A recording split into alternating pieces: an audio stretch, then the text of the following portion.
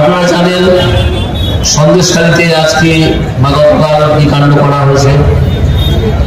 একটা জিনিস বুঝুন, সন্দেশখালীতে চলে এলাম হঠাৎ করে কারণ এই কথাটা মনে পড়ে গেল, এটা বলা দরকার। কিছু ফেক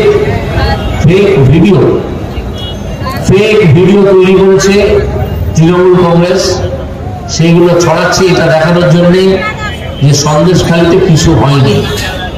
সন্দেশখালীতে কি কি হয়েছিল আমরা কি জানি? প্রথমে আমরা কি কি জেনেছিলাম? প্রথম হচ্ছে জমিতে আল কেটে দিয়ে নোনা জল ঢুকিয়ে সেটাকে ভেড়ি তৈরি করে সেই জমির মালিককে বাধ্য করা হতো যে এই জমিটা তুমি আমাকে লিখে দাও, তার বিনিময়ে বা লিজ দাও, তার বিনিময়ে তোমার বছরে 10,000 বা 20,000 টাকা দেবো। এই ঘটনা একের পর এক ঘটেছে। তারপরে এলো মহিলাদের শ্লীলতাহানি এবং পিঠে খাওয়ার কথা।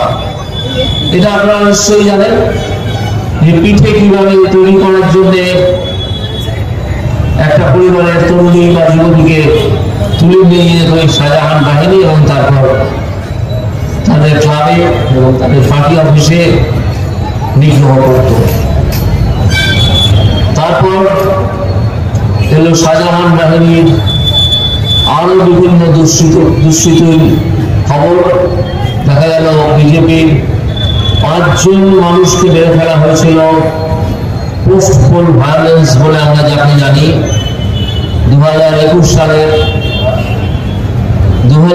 সালের নির্বাচনের পর সেই 5 জনের 3 জনের মৃতদেহ উদ্ধার করা গেছে।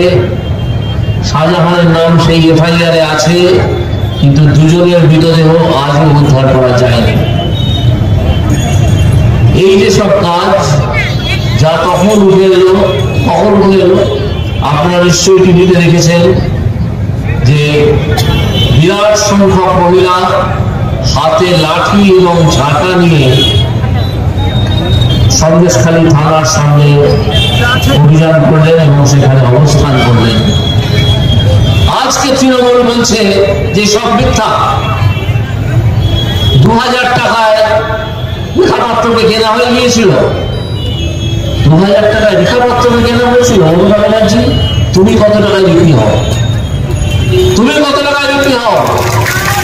তোমার হাতে তো 8 লাখ টাকা খুলে দেয় একটা চাকরি দাও, তোমার হাতে 10 লাখ টাকা খুঁজে দেয় এবং বিয়ের রেশনকে হাওয়া করে দেয় অন্য দেশে।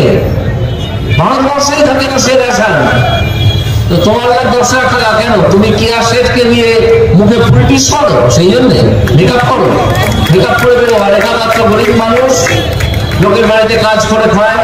আমাদের প্রার্থী মমতা ব্যানার্জির মতো সুন্দরী নন, একটু বেশি সুন্দরী,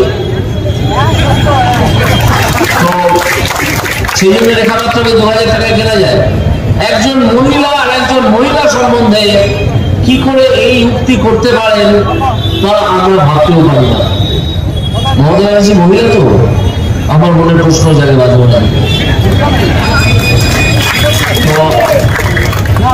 এই মমতা ব্যানার্জি দল এখন ফেক ভিডিও ছেড়েছে, কিন্তু তারা কি বলতে পারবেন যে এই যে হাজার হাজার মহিলার থানায় যে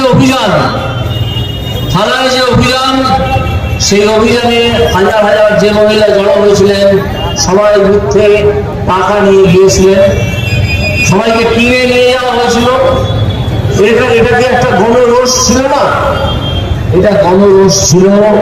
এবং এই যে ছবি আমরা টেলিভিশনে দেখেছিলাম যখন সন্দেশখালীতে আন্দোলন হচ্ছিল, হাজার হাজার মহিলা প্রতিদিন ঝাঁটা এবং লাঠি নিয়ে থানার সামনে যাচ্ছে, এটাই সত্য। তোমার বানানো ভিডিও সত্য নয়। তুমি ভিডিও বানিয়েছ, বলছো জাল, বলছো ভাইরাল ভিডিও, ও ভাইরাল কাজ করার ভাইরাল। মানুষ জেনে গেছেন যে তোমরা সন্দেশখালীতে কি করেছো। আজকে তুমি বলছো সন্দেশখালীতে কোনো রেপ হয়নি, অথচ যে মহিলা রেপ হয়েছেন সেই মহিলা আবার টিভির সামনে বলেছেন। আপনারা দেখবেন একটি চ্যানেল আছে, একটি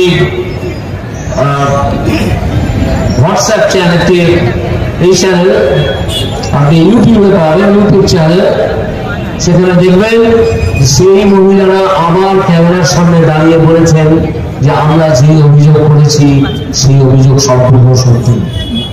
মমতা আজকে কিছু লোককে বানিয়ে সামনে নিয়ে আসছে যে ইনি এই অভিযোগ করেছিলেন, তার সইয়ের সঙ্গে যিনি সই করেছেন সেই সই মিলছে না। কিন্তু পুলিশ এটা চাপতে চাইছে, তবে পারছে না, কারণ আমাদের এখানে সংবাদদাতারা অত্যন্ত বুদ্ধিমান এবং অত্যন্ত প্রখর চাতুর্যের পরিচয় দিচ্ছেন। সন্দেশখালী আমাদের প্রত্যেকের গায়ে লেগেছে, সারা ভারতবর্ষে উঠে গেছে যে সন্দেশখালী একটা জায়গা যেখানে মহিলাদের রাত্রিবেলা তুলে নিয়ে গিয়ে অত্যাচার করা হয়, যেখানে জমি এইভাবে দখল করা হয়।